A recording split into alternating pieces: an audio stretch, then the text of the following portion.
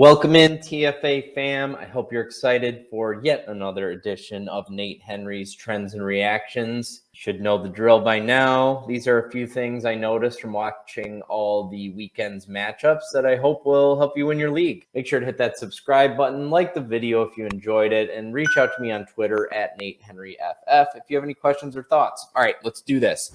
New York Giants versus Washington football team. Daniel Jones accumulated 95 rushing yards, and it wasn't by accident. Almost half of his rushes were zone read plays where he just kept the ball.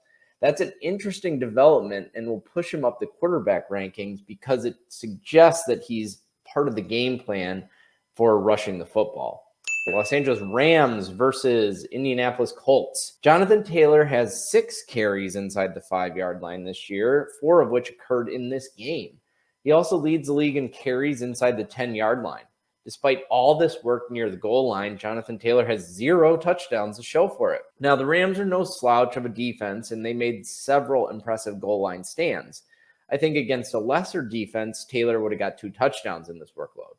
The point is his goal line role is secure, and the touchdowns are bound to come. Just stay patient. Cincinnati versus Chicago. We finally got to see Justin Fields as the starting quarterback for the Bears due to the Andy Dalton injury, and it didn't go exactly as hoped. Fields was lackluster during his 2 quarters of full play. He completed 6 of 13 passes for a mere 60 yards and had an interception. He looked kind of indecisive and just a bit off in the passing game. But there is some reason to be excited here. Fields carried the ball 10 times in this game. More importantly, I noted that there were approximately 10 zone read plays. I'm not certain that Fields had the option to keep the ball on every one of these zone read plays, but he did keep a few of them. Like his passing, Fields actually made the wrong decision a few times on the zone read. He kept it when he shouldn't have, and he handed it off when he should have kept it. Still, the Bears seem to have schemed for Fields' rushing ability, not unlike Daniel Jones discussed above, which bodes well for his fantasy output. Also, if you're looking for someone to replace the underperforming Washington defense, you might want to look at Chicago. They looked like a strong defensive unit against a good Cincinnati offense. Denver versus Jacksonville. The question after Jerry Jeudy's injury was whether Tim Patrick or KJ Hamler would step up in his absence. Well, the answer is apparently neither. Hamler played 49 snaps, Patrick played 51, and Courtland Sutton played 53. So Patrick and Hamler had plenty of opportunity to rise to the occasion, yet it was Courtland Sutton who completely dominated with 12 targets, 9 receptions, and 159 yards. The 21.2 average depth of target for Sutton is very encouraging. Hamler saw only 3 targets on his 28 routes run, so you can probably drop him if you were holding. Meanwhile, Tim Patrick continues to dominate in the red zone and find his way into the end zone, which he does so regularly. So I think he's worth holding. Las Vegas versus Pittsburgh. All right, the Las Vegas offensive game plan is kind of interesting. Henry Ruggs essentially runs a go route on every play. I think the idea is to open up the middle of the field for Darren Waller.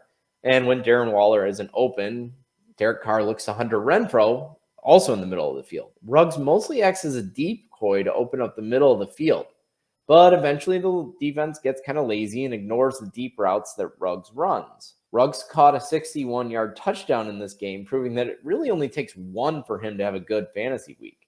That said, he still had 6 targets, which is very encouraging. And his average depth of target was 12.3, which is pretty low considering that one 61-yard touchdown pass was like a 45-yard air yards pass. So he's not only targeted on these go routes, but still, that's largely his role. Las Vegas looks like a good team now, so maybe Ruggs is a name that should be considered in your starting lineup. New Orleans versus Carolina. The coaching staff in Carolina hasn't changed, but the offense has. Robbie Anderson's role is completely different in 2021. Perhaps that's because Christian McCaffrey's back and they just don't need Robbie to run short routes anymore and be that target hog. The why doesn't really matter for your purposes. The results do. Anderson is a deep threat in 2021, not unlike Henry Ruggs.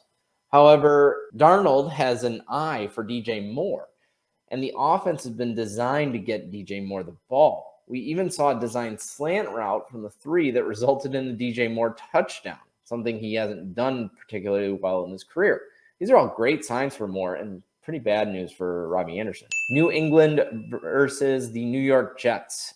Damien Harris is not a workhorse, but when he's on the field, he produces. Harris played only 25 snaps compared to James White's 29. Now, that's a bit odd considering that the outcome of this game was never in doubt. It actually took an absolute monster carry for Damien Harris to eventually find the end zone. So what's the point? All right, the point is I think you can and should sell high on Damien Harris. San Fran versus Philly. All right, the entire San Francisco 49ers backfield is in the infirmary right now. You got Hasty with an ankle injury, Trey Sermon with a concussion, Raheem Mostert with his hollow bone syndrome. Mitchell didn't exactly come out unscathed, but his injury seems to have the least severity. I know you're disappointed with his output in week 2 after you spent big fab money to get him, but Mitchell scored a touchdown this game that was reversed on what looked to me to be dubious video evidence to the contrary. Had he scored, you'd probably be happy right now and we wouldn't be having this discussion. Regardless, Mitchell played 43 out of 70 snaps, and even with a few plays missed with that stinger.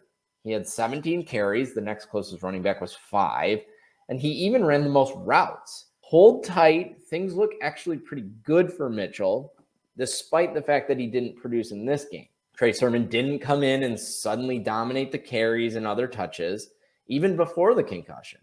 And the Philly D-line is legit. So I think better days are ahead. Also, if you have an IR, I think you should go pick up Jeff Wilson now, not later.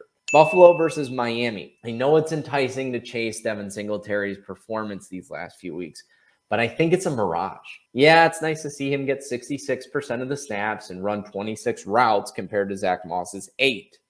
But he only got 3 targets on 26 routes. Also, his rushing yards are inflated by a 46-yard touchdown. Yes, it's lazy analysis to say that if you took away that one play, he'd only have 36 yards on 12 carries. So what I'll say instead is this.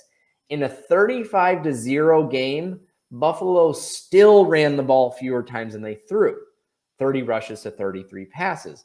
And the running backs only saw a 15% target share combined.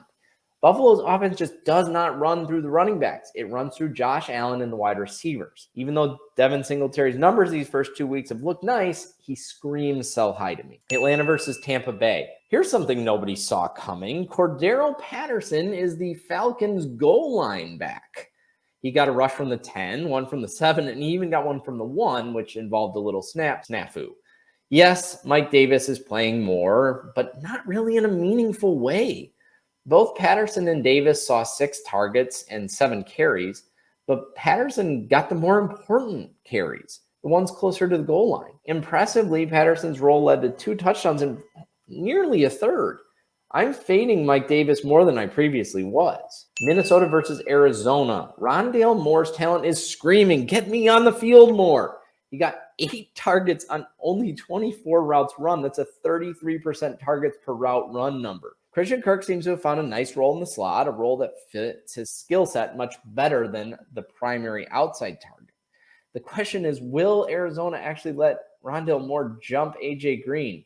It won't happen immediately, but eventually it might, which means you should think about targeting Moore if he has a down week in the next few weeks. Dallas versus the LA Chargers. Tony Pollard looks like the more dynamic running back in Dallas. Pollard saw 13 carries and 3 targets in 21 snaps. That means he saw the ball on 76% of his snaps. That's incredible. The thing is, the Cowboys will never let Pollard jump Zeke on the depth chart, but it will become harder and harder to keep him off the field. That's bad news for Zeke, as his playing time might and really probably should get closer to 50-50 with Pollard. Tennessee versus Seattle. A.J. Brown jokingly tweeted that he wouldn't have caught COVID if he tried in that game. It was an ugly performance in a game that produced a lot of fantasy points for all the other players like Lockett, Julio, Derrick Henry. Still, 9 targets is enough to be optimistic about his future. I think better days are ahead. All right, everybody, that wraps it up. Enjoy Monday Night Football tonight. Go Lions, and now go win some fantasy championships.